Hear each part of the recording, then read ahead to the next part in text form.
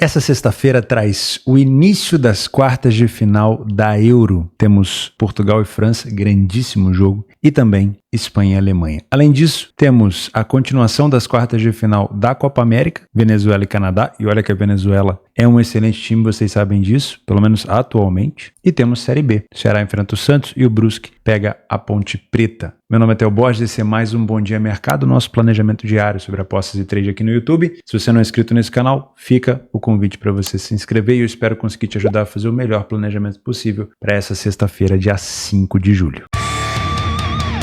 Vamos começar o nosso planejamento na Euro falando sobre Espanha e Alemanha. Esse jogo acontece 13h. A gente continua também falando depois da Copa América e aí a gente vai para os jogos de clubes. Perfeito? Há quem diga que a Espanha apresentou o melhor futebol dessa Euro. Outros que dizem que a Alemanha surpreendeu muita gente, também teve um futebol muito bem apresentado. Das maiores surpresas da Euro, eu acho que a gente teve a Áustria caindo para a Turquia, né? Não que a queda da Áustria tenha sido uma surpresa, mas a Áustria apresentava um futebol bastante surpreendente e acabou sendo eliminada pela Turquia. Então temos Espanha e Alemanha, Portugal e França, Holanda e Turquia e, por último, Inglaterra e Suíça. Será que a Inglaterra vai conseguir se complicar contra a Suíça? Tentou se complicar contra a Eslováquia, mas não conseguiu, né? Então vamos começar falando sobre Espanha e Alemanha. Primeiro, cotação. Extremamente parelha. 2,60 para a Espanha, 2,75, 2,80 para a Alemanha, né? Vamos falar um pouquinho também sobre como chegam as duas seleções para esse confronto, né? Olha só o ranking das quartas de final. O ranking das quartas de final, o Power Rank, né? Temos a Espanha com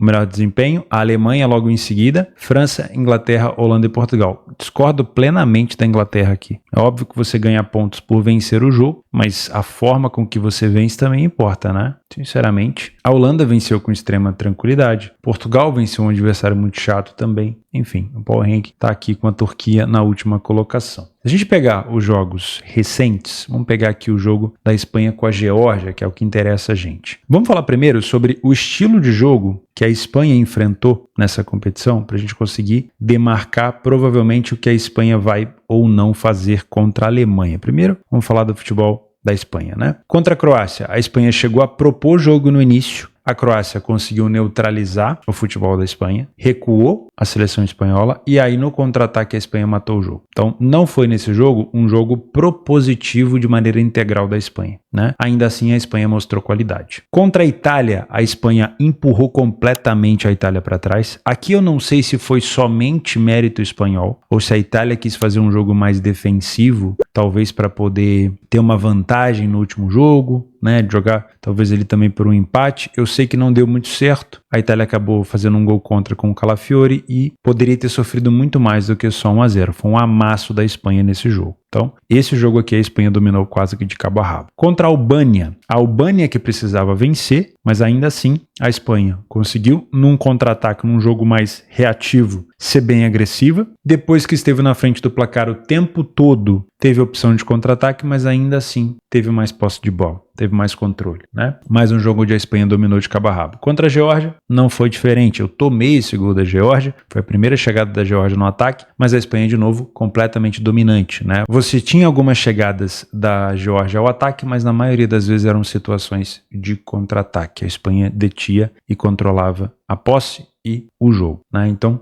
dos 4 jogos que a Espanha fez nessa Euro até esse confronto contra a Alemanha, em praticamente todos eles a Espanha teve algum controle em algum momento do jogo. No jogo da Croácia, houve um recuo da Espanha, entendendo que a Croácia estava tirando o ritmo do jogo. E até que esse recuo fez bem, porque o Morata acabou marcando o primeiro gol e aí abriu bastante o caminho para a seleção espanhola. Vamos falar agora da Alemanha. A Alemanha fez também 4 jogos contra a Escócia, com uma excelente marcação-pressão, que é fundamental para a Alemanha. O time teve um domínio muito grande do jogo, conseguiu abrir 2-0, teve o 3-0, o cartão vermelho e aí foi fácil de golear a partida. Contra a Hungria não foi um início fácil, a Alemanha não conseguiu dominar o jogo desde o início de maneira tão fácil. Quando encaixou a marcação, teve um excelente domínio, marcou o seu gol, aí a Hungria veio para cima em algum momento, a Alemanha de novo tomou conta do jogo e no segundo tempo fez o segundo gol. Mas não foi um segundo tempo de tanto controle como havia sido o primeiro naquele meio termo ali onde ela marcou o gol. Porque a Alemanha é um time, e eu venho falando isso aqui há algum tempo, a Alemanha ainda é um time em reconstrução. Então, quando a marcação-pressão não encaixa, a Alemanha precisa tomar cuidado, porque ela cede mais oportunidades do que deveria. Quer ver o jogo contra a Suíça?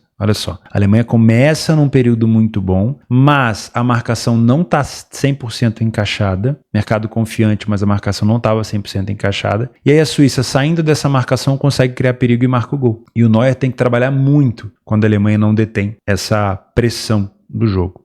Contra a Dinamarca, um momento extremo de pressão da Alemanha no início, marcação bem encaixada, a Dinamarca não respirava. Quando a marcação cessou, quando a Alemanha respirou, a Dinamarca criou perigo. E aí a Alemanha foi marcar o seu gol lá no segundo tempo. Eu, particularmente, não consegui pegar esse primeiro gol da Alemanha. Só consegui pegar o segundo gol e foi por um acaso, também estava pegando uma descida de mercado. Então, não houve nesse jogo, além daquele início, uma grande superioridade da Alemanha. Okay? Então a gente consegue perceber que quando foi aumentando o nível de adversário, a Alemanha foi tendo mais dificuldade.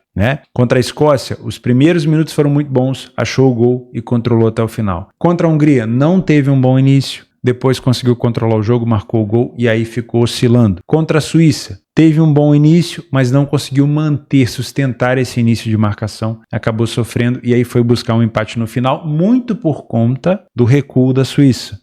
E contra a Dinamarca, que já é um adversário também mais chato, houve um domínio, houve uma pressão e depois um recuo. Guarda essa informação que é importantíssima, principalmente para você que vai trabalhar ao vivo, tá? Por quê? Porque eu acredito que a gente vai ter aqui um comportamento mais ou menos similar das duas seleções. Quando a Espanha enfrentou uma Croácia que tinha capacidade de dominar o meio-campo e atrapalhar o jeito que a Espanha joga, que é propondo o jogo, a Espanha fez o quê? Recuou. Isso significou naquele jogo que a Espanha estava correndo perigo? Não necessariamente. Tanto é que a Espanha recuou e conseguiu seu gol logo em seguida de contra-ataque. Então o recuo é simplesmente uma abdicação um pouquinho do seu estilo de jogo. A Alemanha, quando ela não estava conseguindo manter uma excelente marcação-pressão no meio-campo, ela também recuava as linhas. Isso aconteceu contra a Dinamarca, isso aconteceu contra a Hungria, isso aconteceu contra a Suíça, seleções relativamente fortes, vai aumentando o nível, e isso pode acontecer contra a Espanha também. Se ao subir a linha de marcação, a Alemanha entender que está deixando espaço para a Espanha e a Espanha não está caindo nessa marcação-pressão,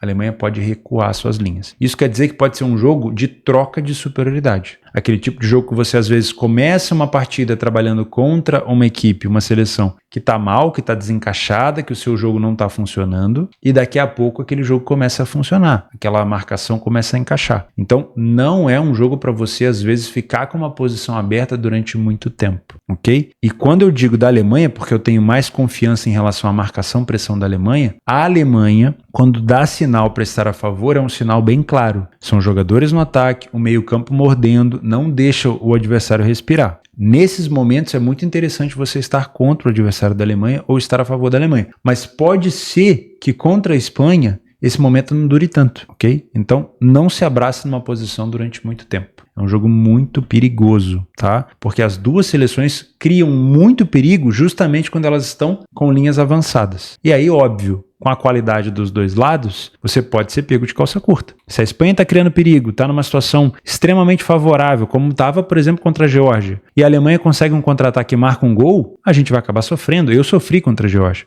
Paciência, faz parte. Agora, se a Espanha já não estava me dando sinal, ou se a Alemanha já não estava me dando sinal, se a Alemanha perdeu o poder de marcação ofensiva, se a Espanha perdeu o poder de marcação, e eu continuo numa posição abraçado pelo peso da camisa, aí eu tô errado, tá? Então tomar muito cuidado com isso. São defesas boas, não acho a defesa da Espanha ruim. O gol da Espanha contra a Geórgia foi um gol contra, uma infelicidade ali da zaga. A Alemanha, na minha opinião, cede oportunidade quando não está fazendo marcação-pressão acima da média. Então tem que tomar um pouco de cuidado com isso. Então para mim é um jogo extremamente parelho. Não duvido que a gente possa ter aqui um jogo under, até porque vai afunilando, né? Quartas, semis, final, as coisas vão ficando mais amarradas, né? Mas tem sempre o potencial de o jogo abrir, caso você tenha um desempate, né? Turquia e Áustria, por exemplo, era um jogo mais amarrado. A Turquia fez 2-0, o jogo ficou maluco. Holanda e Romênia era um jogo mais amarrado. A Holanda fez 2-0, o jogo ficou maluco, né? Então tem sempre esse potencial. Mas para mim é um jogo que tem característica mais under. Talvez 1-0, 1-1, 2-1 no máximo. tá? Eu, se for para trabalhar a favor de gols, só olharia para o mercado quando o jogo estiver desempatado. Se eu tenho uma Espanha na frente buscando contra-ataque no final, eu vou olhar para o over limite. Se eu tenho uma Alemanha na frente buscando contra-ataque no final, eu vou olhar para o over limite. Se eu tenho uma Espanha com 2 gols de vantagem ou uma Alemanha com 2 gols de vantagem ainda no primeiro tempo, talvez eu olhe para o over à frente. Agora, se eu tenho a seleção na frente sem buscar o contra-ataque, abdicando de jogar, eu vou ficar de fora, tá bom? Portugal e França. Para mim, um dos jogos mais legais dessa Euro, provavelmente, né? Porque eu estava até conversando com um amigo português agora, a gente estava mencionando esse jogo, e eu comentei com ele que pela primeira vez Portugal vai jogar contra uma seleção que gosta de atacar. Obviamente num cenário onde Portugal precisa vencer, né? Por quê? Se a gente pegar os jogos de Portugal contra a República Tcheca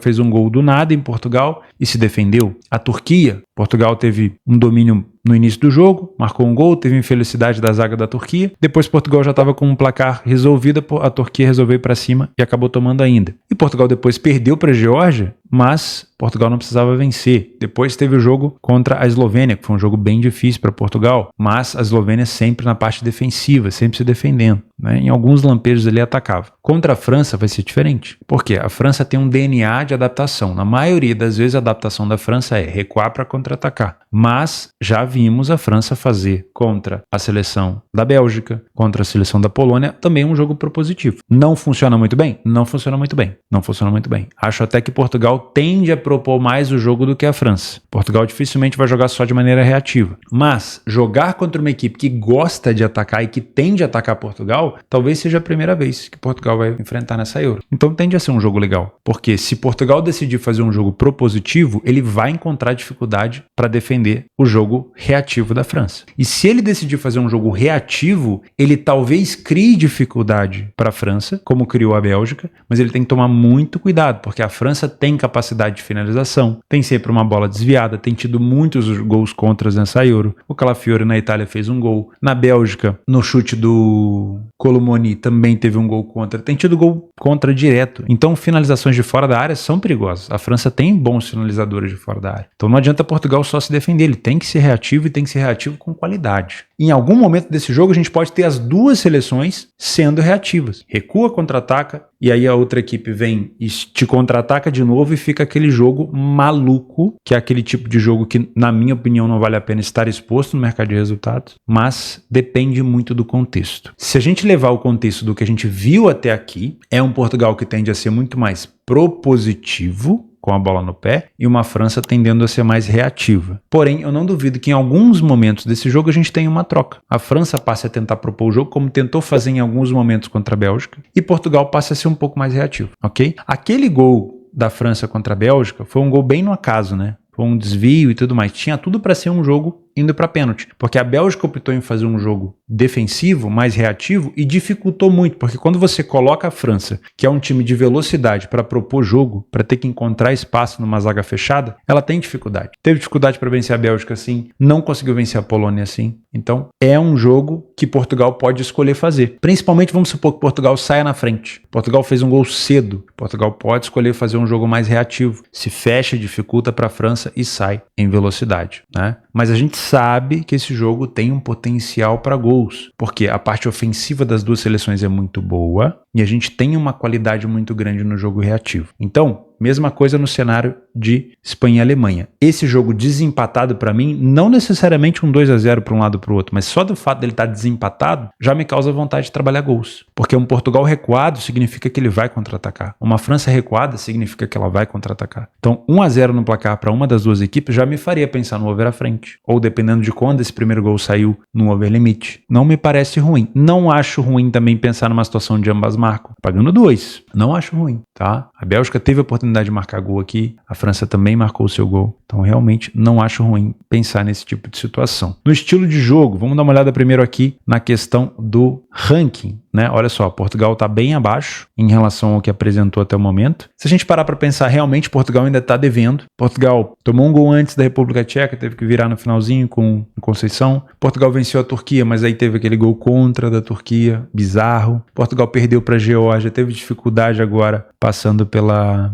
Eslovênia. né? Então, é um Portugal que ainda precisa mostrar um pouco mais, né? Mas também é uma França que se expõe, né? É uma França que, em alguns momentos, também cede oportunidade. Se a gente pegar aqui os jogos de Portugal, para falar sobre contexto de proposição de jogo ou não, olha só, Portugal enfrentou a República Tcheca, teve praticamente o domínio do jogo o tempo todo, né? Principalmente depois que sofreu o primeiro gol. Se a gente pegar o jogo contra a Turquia, Portugal teve um grande domínio, achou os 2 gols, né? Achou não. Marcou o primeiro gol, aí teve um gol cedido, e aí a Turquia até tentou fazer um jogo um pouco mais agressivo, mas Portugal teve controle nos contra-ataques. Contra a Geórgia, Portugal não precisava da vitória, mas ainda assim, como saiu atrás do placar, dominou praticamente o jogo inteiro. Sofreu os 2 gols ali em lances de contra-ataque. E contra a Eslovênia, de novo, um domínio muito grande de Portugal. Então, nesse momento, talvez pela primeira vez, Portugal vai enfrentar um time que sabe e vai contra-atacar em um jogo onde Portugal precisa vencer, diferente do jogo da Geórgia, que o Portugal não precisava da vitória, tanto é que não venceu. Então, todos os problemas defensivos de Portugal vão ser expostos nesse jogo. Se você já encontrou algum problema defensivo, né, aquela bobeada do Pepe ali, que foi algo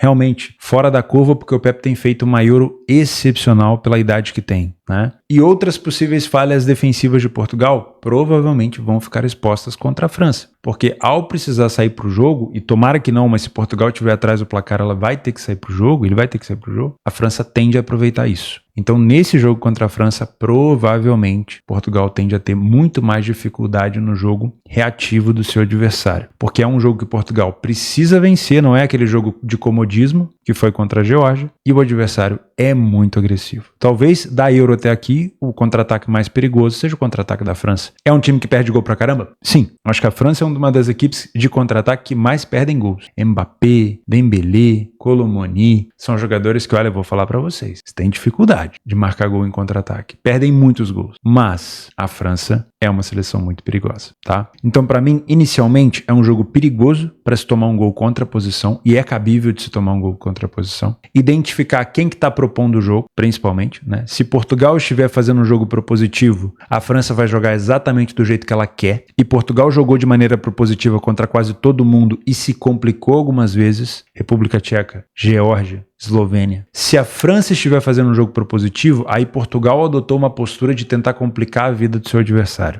Vai sair um pouco do seu contexto para poder dificultar a vida do seu adversário. Foi isso que escolheu a Bélgica. A Bélgica escolheu não ser reativa o tempo todo, escolheu mais um jogo defensivo e dificultou a vida da França. A França acabou por ganhar com um gol contra, mas dificultou, né? Então Portugal pode escolher fazer um jogo onde dificulte o seu adversário, ou pode fazer um jogo onde esteja dentro do seu estilo, que é propor. Essa escolha vai ditar o ritmo do meu trabalho, porque se Portugal escolher propor e dar à França a chance de contra-atacar, eu não vou me envolver no mercado de resultados. Eu sei que eu vou passar aperto. Agora, se Portugal escolher fazer um jogo um pouco mais defensivo, saindo no contra-ataque, talvez abra uma oportunidade interessante para trabalhar, talvez até contra Portugal, se ele não estiver conseguindo contra-atacar, ou até mesmo trabalhar contra a França. A cotação da França subiu quando ela teve que propor jogo contra a Bélgica. Mesmo com a posse de bola, o mercado não gostou, porque ele sabe que a França tem um pouco de dificuldade de furar defesas fechadas, ok? Esse é um jogo que tem potencial para gols, tá? Eu vou até marcar uma possibilidade aqui de trabalhar gols, porque esse jogo desempatado,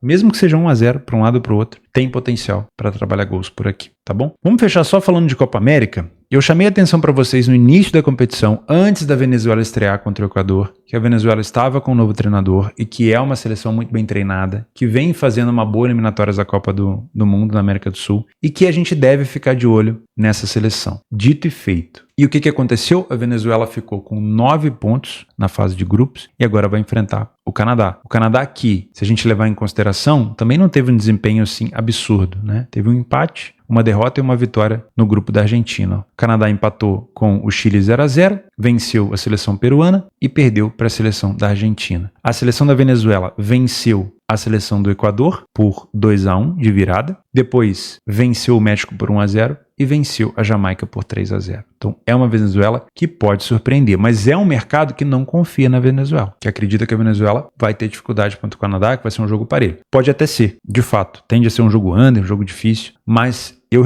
tô respeitando bastante essa seleção da Venezuela, tá? Eu aprendi a olhar com outros olhos para essa seleção. Pode até ser eliminada contra o Canadá, seria uma surpresa para mim, mas eu aprendi a olhar com respeito, porque a gente tem essa mania, né, de olhar para a Venezuela, para a Bolívia, por conta da história recente, que a gente sabe que são seleções mais acessíveis. Mas a Venezuela está muito bem treinada. E eu não duvido que possa chegar numa semifinal contra a Argentina, né? Se é que a Argentina vai passar, obviamente, da seleção do Equador. Tô gravando esse vídeo antes, então pode ser que a Argentina tenha se complicado, né? O Equador é um time também bem chato. Na Série B, nós temos o Ceará enfrentando o Santos. Nesse momento, o Ceará é um dos melhores mandantes da competição, com 4 vitórias, 3 empates e nenhuma derrota. Tem um saldo de gols bom. E fora de casa, o Santos não é um adversário assim tão forte, né? Teve apenas 2 vitórias. Se a gente coloca aqui no PDF de apoio, se você não tem acesso ao PDF de apoio, é só se tornar membro do canal para ter esse e outros benefícios. O link tá aí na descrição. Olha como o Ceará em casa tem um quesinho de superioridade aqui, vamos ser sinceros, né? Olha isso, são 4 vitórias em casa, na sequência dos últimos 5 jogos, 4 vitórias e 1 empate, tem um número de gols sofridos relativamente baixo e tem o dobro de gols marcados do que o time do Santos. A iniciativa do Ceará, ou seja, às vezes que ele saiu na frente do placar, é o dobro, é quase o dobro também do que o Santos, mas não é assim muito grande no comparativo geral. A equipe falha pouco em marcar e fica a mesma quantidade de jogos sem sofrer gol, tá? O Santos precisa do dobro praticamente de finalizações no alvo para marcar um gol. Não faz um bom primeiro tempo. O Ceará tem um primeiro tempo mais agressivo, mas o segundo tempo já é um pouco mais parelho, tá? A seleção do Ceará também é muito forte no escanteio, em bolas paradas. Fica de olho nisso, Série B tem muitos gols de bola parada, né? A média de cartões do Ceará é muito alto, então para você que trabalha no mercado de cartões, o Ceará mesmo jogando em casa tem tido um número de cartões muito elevado. Não sei se pelo fato de estar na frente do placar, tentar segurar a jogada do adversário, enfim, tem tido um número de cartões amarelos muito alto. O Santos fora de casa nem tanto, tá? Essa cotação de 2,38 para o Ceará, mesmo o Ceará estando tão bem em casa, acaba sendo um respeito do mercado pelo Santos, que está na segunda colocação, né? Mas eu não duvido que o Ceará possa complicar a vida do Santos por aqui. Protocolarmente eu vou colocar como correção de preço, mas eu ficaria de olho na bola parada do Ceará, nos escanteios, e não duvido que o Santos possa se complicar, tá? O Santos fora de casa tem tido bastante dificuldade, vem de 3 derrotas e 1 empate nos últimos jogos.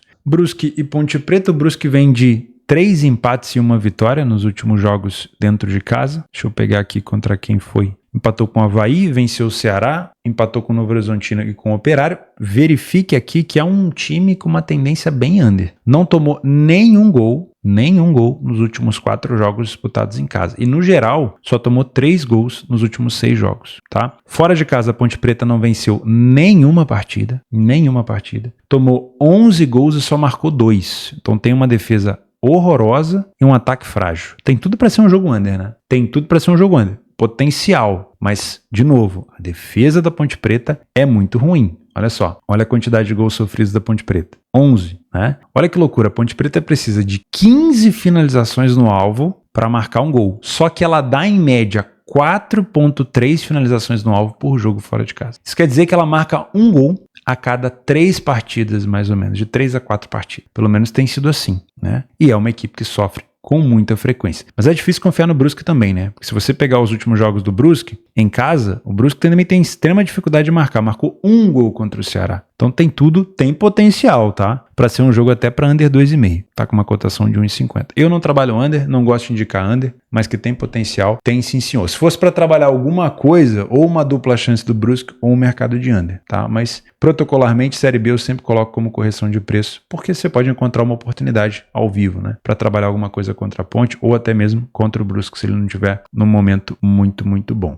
Nas opções de jogos complementares para essa sexta-feira, nós temos Campeonato Japonês, o Vissel Kobe enfrenta o Sunfresh Hiroshima. K-League, Coreia do Sul e o San Hyundai entram em campo. Campeonato Chinês, Liga da Lituânia, os Zalgiris, líder da competição, enfrentando aqui um outro adversário com o nome de Zalgiris, mas não é o principal, é o terceiro colocado. E temos o início do Campeonato Mexicano, Apertura. Puebla contra o Santos Laguna e o Querétaro contra o Tijuana, tá bom? São opções complementares. Beleza? Vou deixar o link aqui do meu planejamento do Radar Esportivo aqui embaixo. Muito obrigado pela companhia, juízo. Eu vejo vocês amanhã. Um abraço.